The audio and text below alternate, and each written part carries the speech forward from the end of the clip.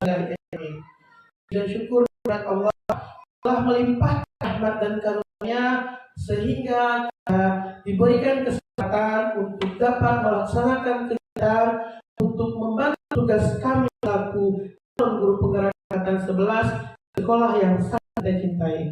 Salawat serta salam tak lupa kita hadirkan kepada Nabi besar kita, yakni Nabi besar Muhammad Sallallahu Alaihi Wasallam, yang telah membawa umatnya dari alam kebodohan ke alam yang berilmu pengetahuan, sebagaimana yang sama-sama kita rasakan pada saat sekarang ini. Baiklah Bapak dan Ibu yang sama-sama kita hormati, Bapak Ibu Kepala Sekolah SD Negeri 12 Anak Air Dado, seterusnya Bapak dan Ibu rekan guru SD Negeri 12 Anak Air Dado yang telah meluangkan waktu untuk membantu tugas saya sebagai calon guru penggerak angkatan 11. Baiklah Bapak dan Ibu, adapun kegiatan kita hari ini yaitu diseminasi menyebarkan pemahaman dan penerapan pengalaman budaya positif pada modul 1.4 oleh saya sendiri, Siska Andriani, calon guru penggerak angkatan 11 Kabupaten Agam dari SD Negeri 12 Anak Air Dado. Baiklah Bapak dan Ibu, sebelum saya mulai menjelaskan materi pada kegiatan ini, kami minta kepada Ibu Kepala Sekolah untuk menyampaikan sepatah dua patah kata untuk membuka acara kita pada hari ini. Kepada Ibu kami persilahkan.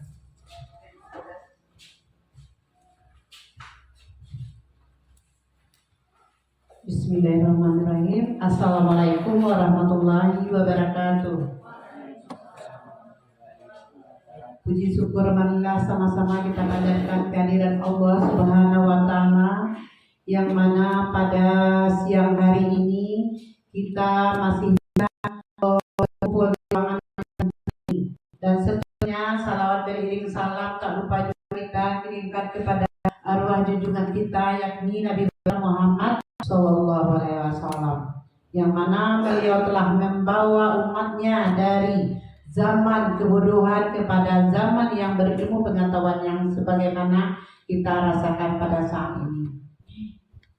Baiklah Bapak-bapak, Ibu-ibu, pada kesempatan hari ini kita diberi waktu oleh Ibu Siska Andriani, yaitu di mana kegiatan hari ini adalah diseminasi menyebarkan pemahaman dan penerapan pengalaman budaya positif dalam tugas sebagai guru penggerak CGP Angkatan 11 Kabupaten Agam, di mana pada saat ini guru Ibu Siska sebagai CGP Angkatan 11 melaksanakan tugasnya dengan menyebarkan pemahaman dan pengalaman budaya positif, di mana pada hari ini kita akan mendengarkan materi dari Ibu Siska tentang penyebaran budaya positif. Jadi diharapkan kepada ibu-ibu, bapak-bapak semuanya, kita dapat mengikuti pada hari ini dengan sebaik-baik mungkin. Dan kemudian hendaknya kita berharap semoga budaya positif yang nantinya Ibu Siska berikan materinya kepada kita bersama, sehingga dapat pula kita menerapkan di sekolah yang kita cinta ini, yaitu SD 12 Anak Air Dado ini. Bersama-sama kita maju dengan bersama-sama guru-guru semuanya, kita mewujudkan tentang pemahaman penerapan pengalaman budaya positif ini, supaya semua kegiatan ini pada hari ini berjalan dengan baik dan lancar, dan hendaknya dapat pula kita terapkan ini. Hanya ini dapat disampaikan pada siang hari ini. Wabillahi taufiq wal hidayah. Assalamualaikum warahmatullahi wabarakatuh. Baiklah Bapak dan Ibu, terima kasih.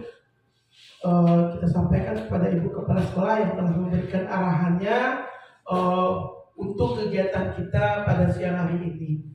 Baiklah Bapak dan Ibu, Bapak dan Ibu telah melihat apa kegiatan kita siang hari ini, yaitu tentang menyebarkan pemahaman dan penerapan pengalaman budaya positif. Nah, sebelum masuk pada penjelasan, di sini kami dalam kegiatan guru penggerak mempelajari modul 1.4 tentang konsep budaya positif. Adapun yang dijelaskan atau yang didapat materi pada modul ini yaitu tentang perubahan para belajar kepada disiplin positif, nilai kebajikan, kebutuhan dasar manusia, motivasi perilaku manusia, posisi kontrol guru, jadi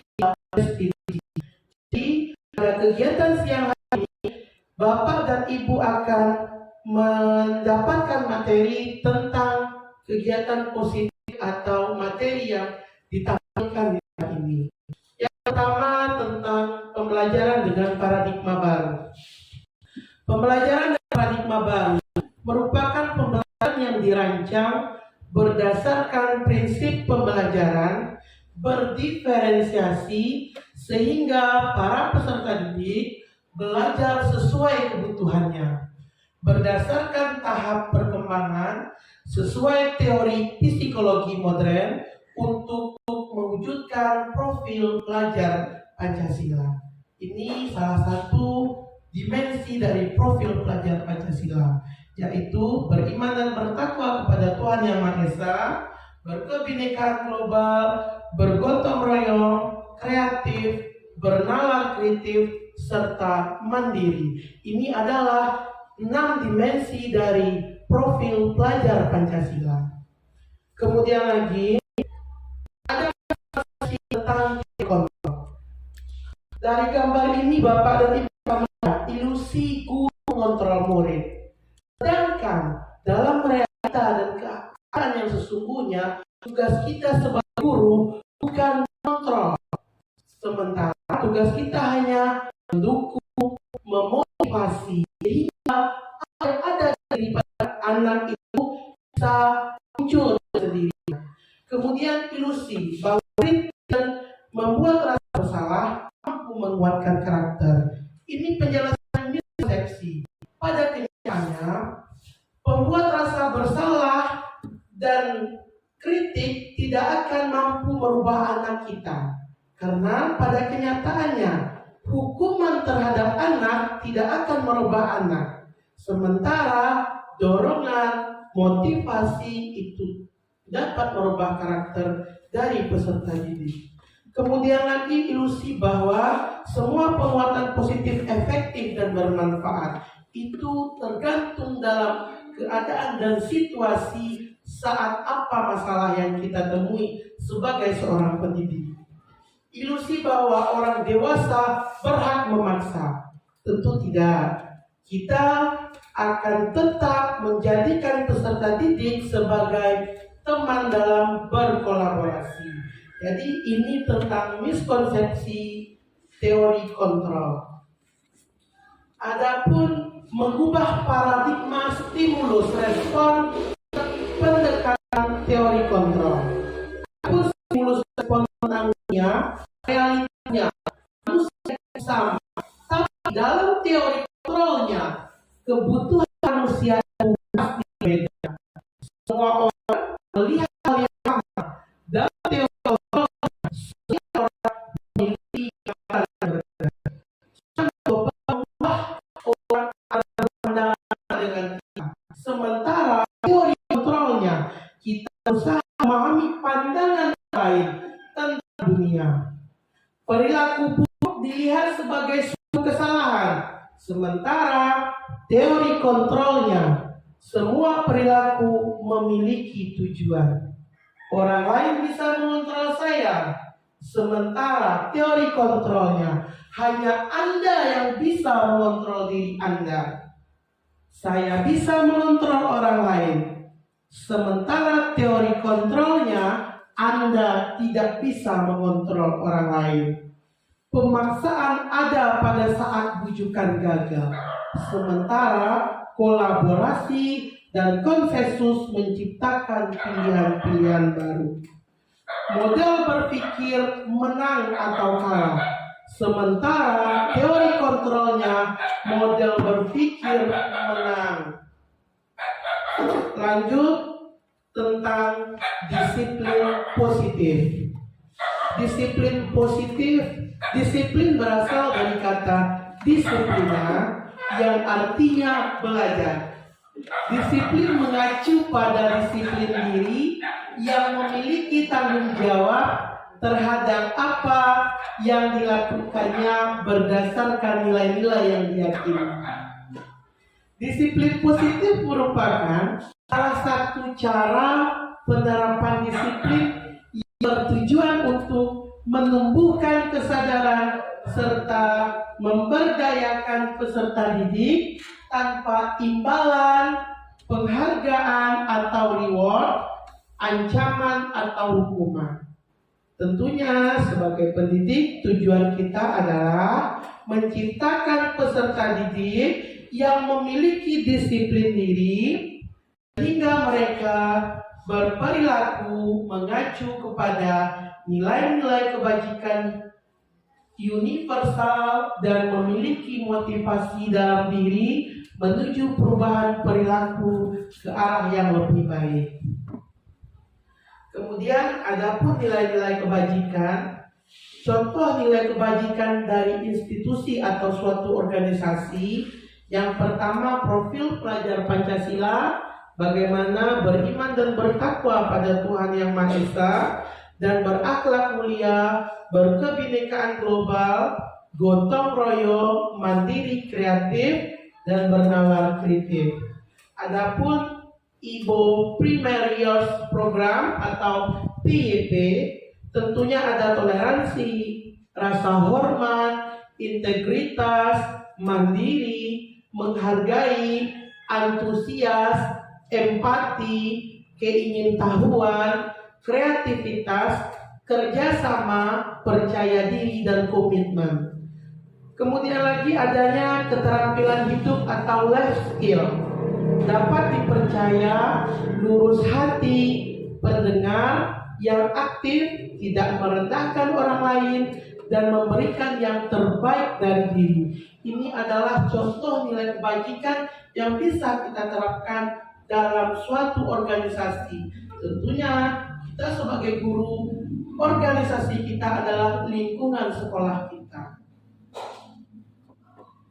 Kemudian lagi materi selanjutnya tentang kebutuhan dasar manusia. Kebutuhan dasar manusia merupakan sesuatu yang kita lakukan untuk mendapatkan apa yang kita inginkan. Seluruh tindakan yang kita lakukan memiliki tujuan. Semua usaha terbaik yang kita lakukan agar kebutuhan dasar kita kebutuhan dasar manusia itu. Yang pertama, kebutuhan dalam bertahan hidup. Contohnya makanan, pakaian, tempat tinggal, keamanan, dan kesehatan. Itu merupakan kebutuhan dasar manusia dalam bertahan hidup. Kemudian kebutuhan dasar manusia untuk mendapatkan kasih sayang dan rasa diterima. Rasa diterima, dipedulikan, berbagi, kerjasama, menjadi bagian kelompok. Tentunya kenapa kebutuhan dasar ini menjadi suatu materi yang kami pelajari, peserta didik harus merasakan kebutuhan dasarnya sebagai seorang manusia. Anak didik kita perlu rasa untuk bertahan hidup. Peserta didik tentu tidak ingin mendapatkan kasih sayang dan rasa diterima. Kemudian lagi kebutuhan dasar manusia bentuk penguasaan, harga diri, keinginan untuk dianggap, memimpin, berprestasi, diakui, didengar. Kemudian lagi kebutuhan dasar manusia akan kebebasan, mandiri, memilih pilihan, mencoba hal baru, dan mampu mengendalikan arah dirinya. Kemudian lagi kebutuhan dasar manusia dalam kesenangan, bermain, humor, antusias, dan adalah 5 kebutuhan dasar manusia. Kemudian lagi masuk pada pembahasan tentang motivasi perilaku manusia.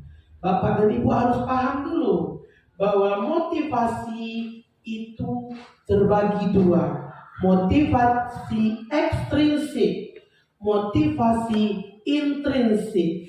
Yang ekstrinsik itu berasal dari luar diri anak didik kita. Sementara motivasi intrinsik berasal dari dalam diri anak didik kita. Contoh, ekstrinsik untuk menghindari ketidaknyamanan. Peserta didik melakukan sesuatu atas dasar ketidaknyamanan atau takut terhadap hukuman. Motivasi dirinya berarti dari luar. Dia melakukan hal itu karena takut pada hukuman. Kemudian untuk mendapatkan orang lain. Kita orang tua.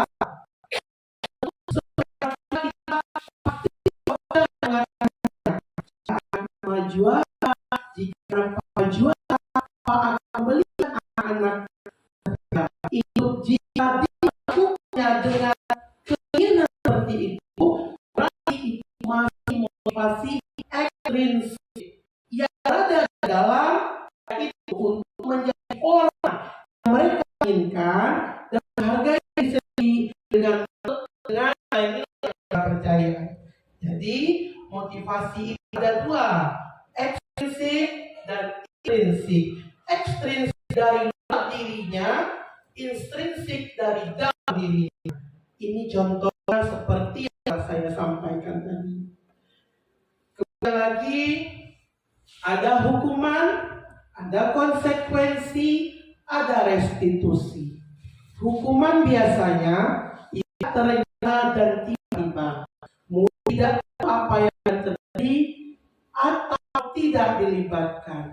Kemudian hukuman bersifat satu arah, berupa hukuman fisik atau hukuman psikis. Sedangkan konsekuensi terencana, disepakati sesuai peraturan, murid tetap dibuat tidak nyaman walaupun sifatnya konsekuensi. Sikap guru selalu monitor murid, memonitori murid.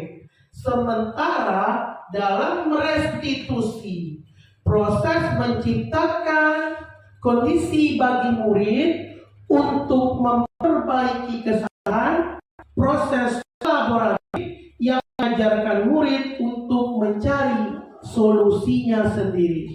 Nanti Bapak dan Ibu akan masuk pada materi tentang segi 3 restitusi. Ini juga salah satu tahapan yang harus dilaksanakan oleh pendidik dalam menyelesaikan masalah peserta didiknya. Masuk kita pada materi 5 posisi kontrol guru. Nah, Bapak dan Ibu, 5 posisi kontrol guru ini Bapak dan Ibu bisa merasakan di mana posisi Bapak dan Ibu dan saya sendiri sebagai seorang pendidik. Apakah posisi kontrol saya sebagai penghukum? Apakah posisi kontrol saya sebagai merasa bersalah? Apakah posisi kontrol saya sebagai teman? Apakah posisi kontrol saya sebagai pemantau ataukah sebagai manajer? Jadi Bapak dan Ibu paham bahwa 5 posisi kontrol guru, penghukum, bersalah, teman, atau manajer. Nanti dalam berikutnya Bapak tahu posisi apa saya selama ini. Penghukumkah, buat rasa salah, temankah, pemantau atau manajer. 5 contoh penerapan posisi kontrol guru. Ini sekarang kasus yang diangkat di sini, siswa tidak memakai atribut saat upacara bendera, tidak pakai atribut lengkap. Nah, jika Bapak Ibu sebagai hukum, Bapak Ibu akan meminta siswa untuk hormat bendera selama 1 jam. Jika Bapak Ibu berada pada posisi puasa salah, berapa kali ibu atau bapak harus memberitahu kamu? Kamu selalu saja mengecewakan bapak ibu. Jika kalimat bapak ibu seperti itu, berarti bapak ibu berada pada posisi pembuat rasa bersalah. Nah, kecewa sekali ibu. Dari apa yang kamu lakukan, ibu sangat kecewa. Berarti bapak dan ibu berada pada posisi kontrol membuat rasa bersalah. Di dalam kasus yang sama, jika bapak ibu sebagai teman, ayo ikuti aturan sekolah. Tolong bantu bapak ibu sekali ini ya.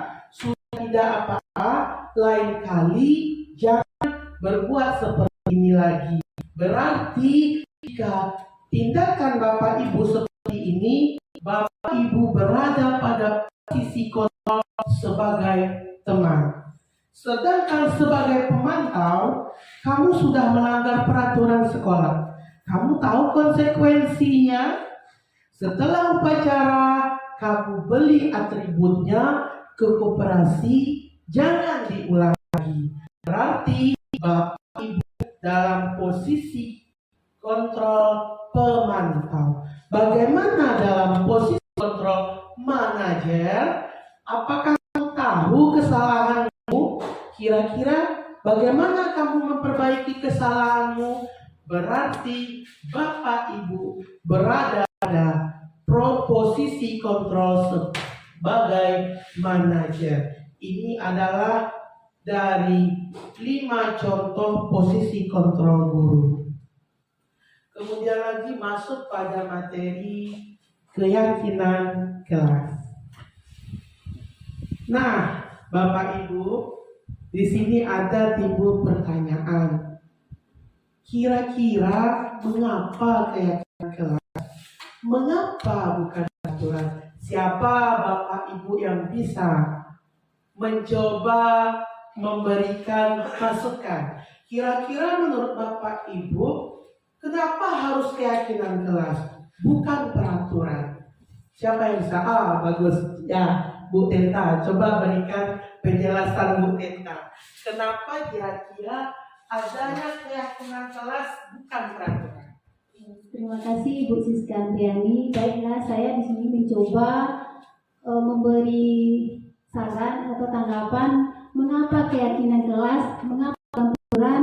Di sini menurut pendapat saya, kalau keyakinan kelas itu di kelas kita membuat kesepakatan sama murid, dan kesepakatan itu bisa dilakukan dan bertanggungjawabkan bersama siswa. Kemudian kalau peraturan itu sifatnya memaksa. Bagaimana Bu Siska? Terima kasih. Terima kasih. Terima kasih Bu Tenta. Kira-kira ada yang menambahkan atau bisa kita bahas bersama-sama? Betul sekali apa yang disampaikan oleh Bu Tenta. Terima kasih pada Bu Tenta. Betul. Apa itu keyakinan kelas? Keyakinan sekolah, karena keyakinan Papua secara bersama-sama kita sepakati. Contoh kita membuat kesepakatan kelas bersama murid-murid. Tentunya Bapak Ibu telah melaksanakan di awal pembelajaran tentang buat kesepakatan kelas. Kesepakatan kelas pasti berasal dari anak itu sendiri. Anak-anak Ibu, kira-kira kesepakatan apa yang akan kita buat? Bu, datang tepat waktu. Bu, tidak makan saat belajar. Bu, tidak berbicara saat guru mendengarkan. Bu, tidak bertengkar di dalam kelas. Sehingga kesepakatan itu menjadi keyakinan kelas dan disepakati oleh semua yang ada di lingkungan. Sementara peraturan betul sekali yang disampaikan Ibu Tenta. Peraturan bersifat memaksa karena aturan dibuat dari guru dan harus dipatuhi oleh murid. Jadi keyakinan itu disepakati dan peraturan sifatnya memaksa. Nah, lanjut. Bagaimana cara pembentukan keyakinan kelas? Yang pertama harus bersifat abstrak, yang kedua lagi berupa pernyataan universal, dibuat dalam pernyataan positif, sedikit saja agar mudah diingat, sesuai dengan kondisi kelas dan sekolah, agar lebih mudah diterapkan. Semua warga sekolah atau kelas dilibatkan saat membuat keyakinan kelas. Masuk pada materi ketiga, restitusi. Nah, Bapak Ibu, kami dalam kita belajar masalah ketiga restitusi. Jadi tiga itu adalah proses yang dijalankan oleh guru agar melakukan menghasilkan murid dengan tidak bertanggung jawab. Tahapan dari restitusi yang pertama tahap menstabilkan identitas, yang kedua validasi tindakan, yang ketiga tanyakan keyakinan kelas.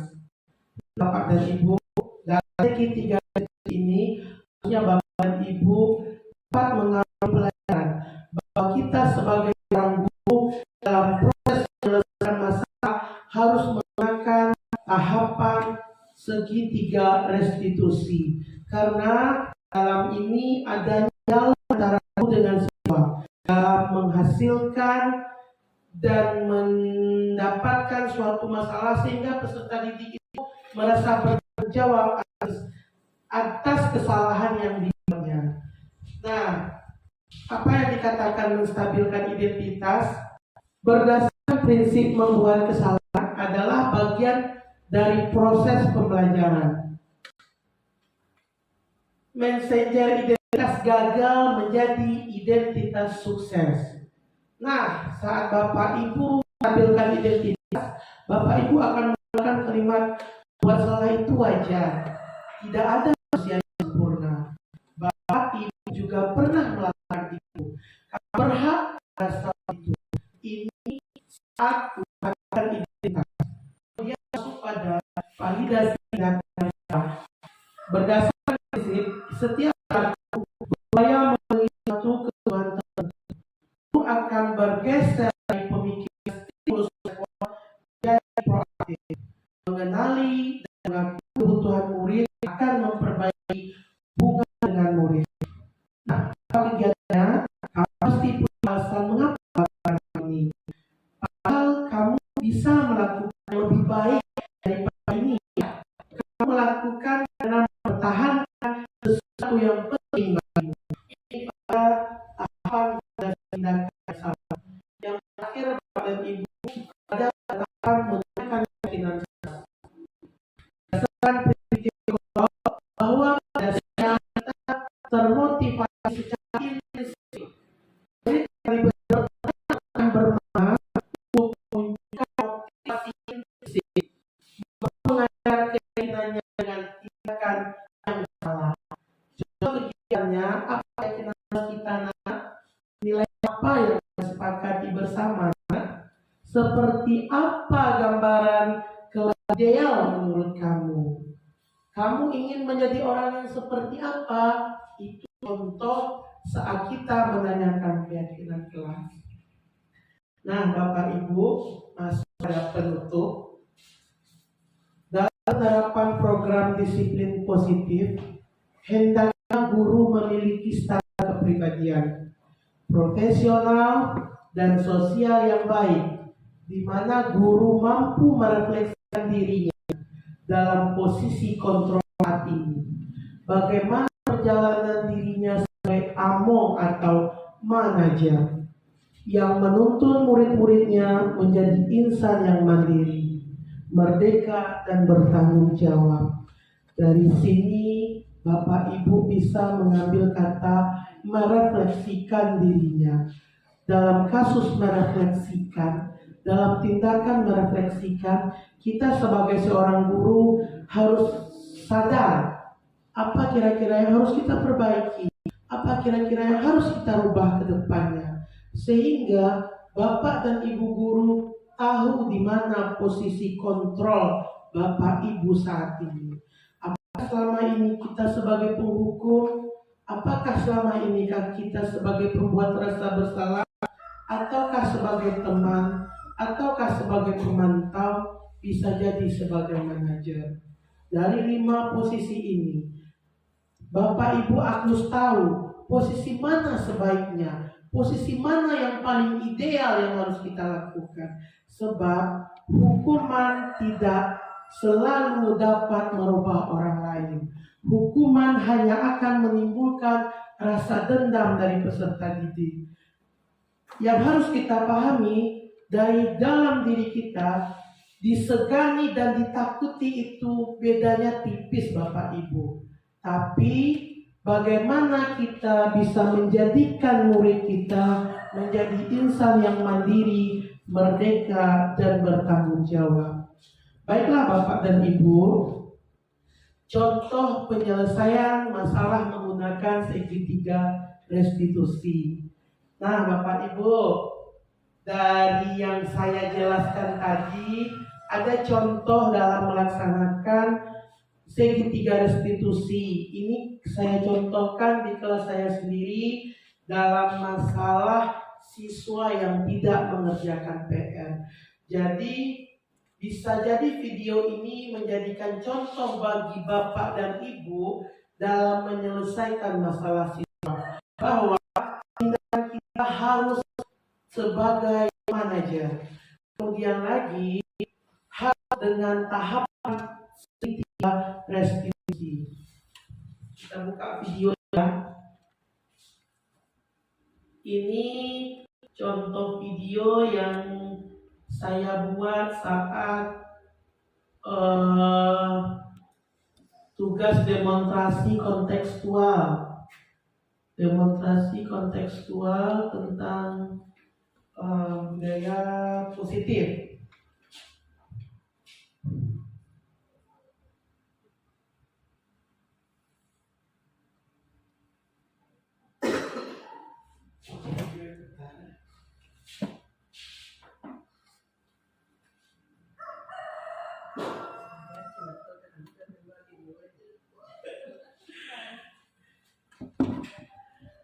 Suara keluar ya.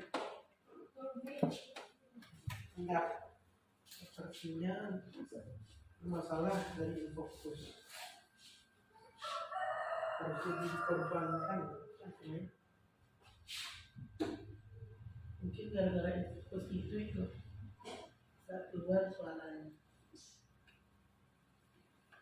Sementara videoku harus nampak habis merekam. Pada nak menjeda akan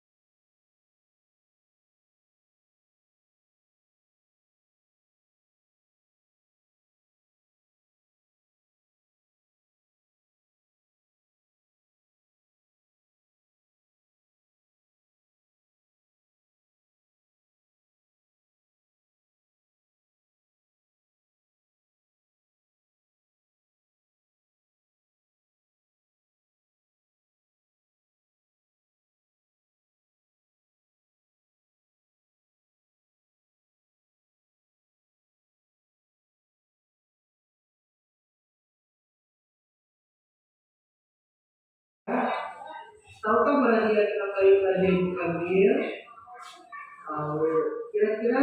pada dia ibu panggil ke sini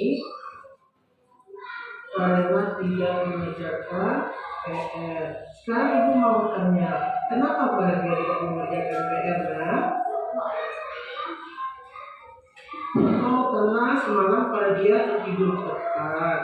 Nah, sekarang kira-kira yang pada dia lakukan salah atau betul? Salah. Jika pada dia tahu itu salah, apakah pada dia mau merubahnya? Mau. Untuk merubahnya apa yang akan pada dia lakukan? Bagus, mengerjakan PR tepat waktu. Nah, sekarang pada dia masih ingat gak apa keyakinan kelas kita? Masih apa keyakinan kelas kita? Oh iya, bagus, mengerjakan PR tepat waktu. Nah, untuk kedepannya para dia harus tepat waktu lagi ya dalam mengerjakan PR. Nah, sekarang para dia boleh kembali ke tempatnya ya.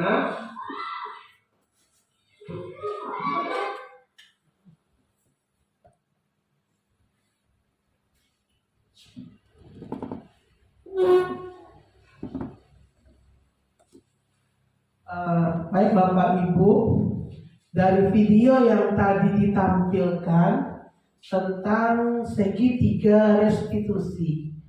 Nah, jadi Bapak Ibu, dari video yang ditampilkan tadi, begitulah kira-kira cara kita menyelesaikan masalah pada peserta didik.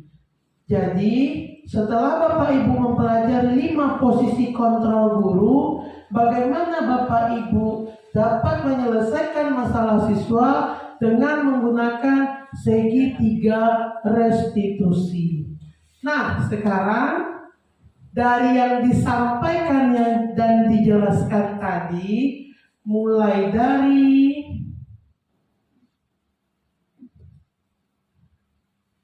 perubahan paradigma belajar, disiplin positif, nilai-nilai kebajikan, kebutuhan dasar manusia, motivasi perilaku manusia, posisi kontrol guru, keyakinan kelas, serta segitiga restitusi.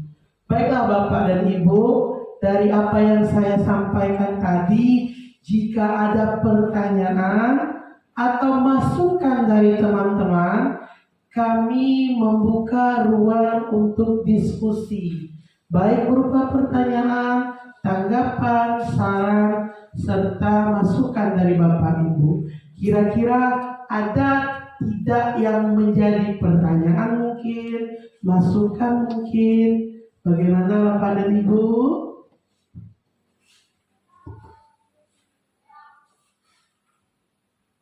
Nah, materi kita ini tadi ya dimulai dari paradigma, disiplin positif, nilai-nilai kebajikan, kebutuhan dasar manusia, motivasi perilaku, posisi kontrol guru, keyakinan kelas, dan segitiga restitusi. Ada yang ingin ditanyakan?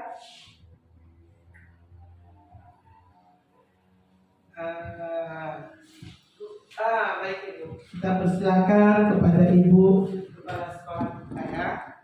Dan dari penjelasan dari tadi kami dengarkan penjelasan Ibu Siska, yang ada perlu yang kami tanyakan. Dari 5 posisi kontrol tadi yang telah dijelaskan, mana yang paling baik kita lakukan? Dari kelima posisi kontrol tadi. Jadi mana yang paling bagus atau yang paling tepat kita laksanakan di sekolah kita? Baik, terima kasih Ibu Kepala yang telah memberikan pertanyaan ya. Pertanyaannya tadi dari 5 posisi kontrol guru. Nah, kita coba lihat 5 posisi kontrol guru ya Bapak Ibu. 5 posisi kontrol guru, yang pertama penghukum, kedua pembuat rasa bersalah, teman, pemantau, dan manajer.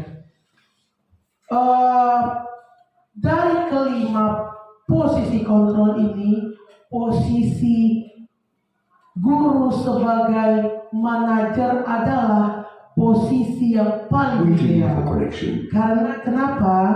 Tidak memarahi, tapi adakan dulu dialog, adakan dulu kerjasama, kolaborasi dengan dia. Tanyakan dulu apa yang membuat dia melakukan perbuatan itu.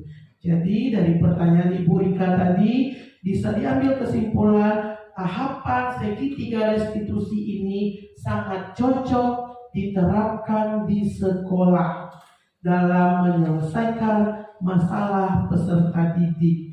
Jadi tidak langsung menjudge anak, kamu salah, karena kita sebagai guru harus menjadi contoh dan teladan yang baik bagi peserta didik. Nilai budaya positif yang kita terapkan. Budaya positif tidak hanya bersalaman pagi, tidak hanya datang tepat waktu, dengan berbicara lemah lembut, dengan memberikan contoh yang baik, itu merupakan salah satu budaya positif. Bapak Ibu juga mungkin sudah buat di kelasnya 5S. Senyum, salam, sopan, santun. Itu juga merupakan budaya positif Bapak Ibu. Bagaimana Ibu bilang salamnya masuk itu adalah budaya positif. Berbahasa sopan saja budaya positif. Berikan contoh budaya positif. Jadi budaya positif tidak hanya sifatnya dalam bentuk kegiatan, tapi dalam tindakan kita hari merupakan budaya positif atau kebiasaan baik yang bisa kita lakukan di sekolah kita. Jadi begitu kira-kira penjelasan dari saya. Masih adakah tanggapan atau pertanyaan dari teman yang lain?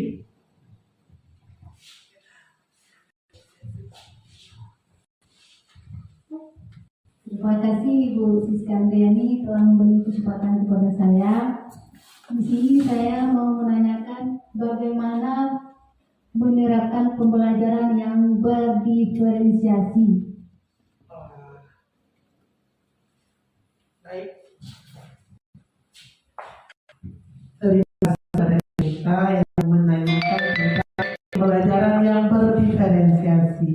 Bapak Ibu tentu sering mendengar kata diferensiasi saat ini. Pembelajaran berdiferensiasi adalah pembelajaran yang bermakna. Di sini yang dikatakan berdiferensiasi, bagaimana usaha kita sebagai seorang guru menciptakan pembelajaran yang menyenangkan kepada peserta didik sesuai dengan kebutuhannya. Bapak Ibu harus paham kebutuhan peserta didik itu mulai dari kesiapan belajarnya, mulai dari gaya belajarnya, mulai dari minat belajarnya, mulai dari profil belajarnya. Jadi tentu anak-anak kita memiliki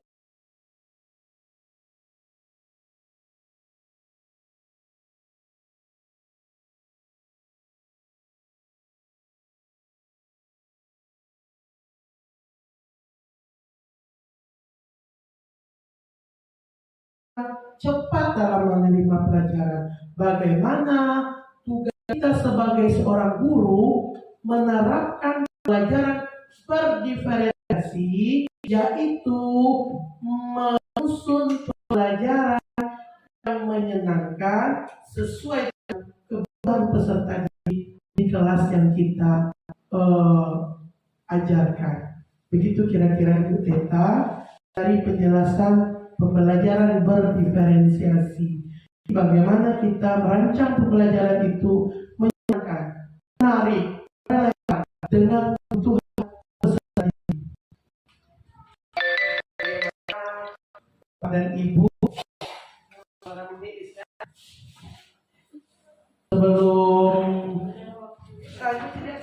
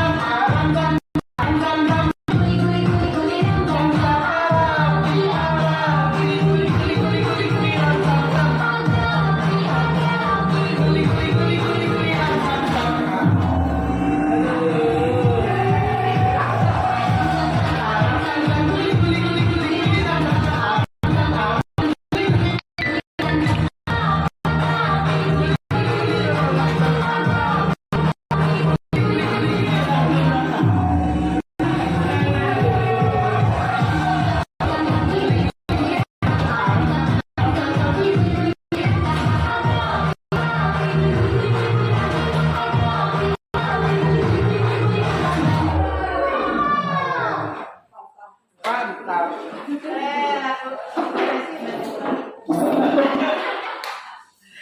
Nah,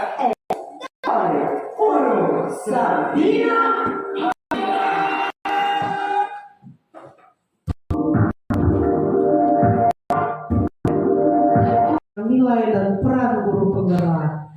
Bapak Ibu harus paham, seorang guru sebenarnya tidak hanya dalam guru penggerak, kita harus kreatif, kita harus inovatif, kita harus kolaboratif, kita harus berpihak pada murid.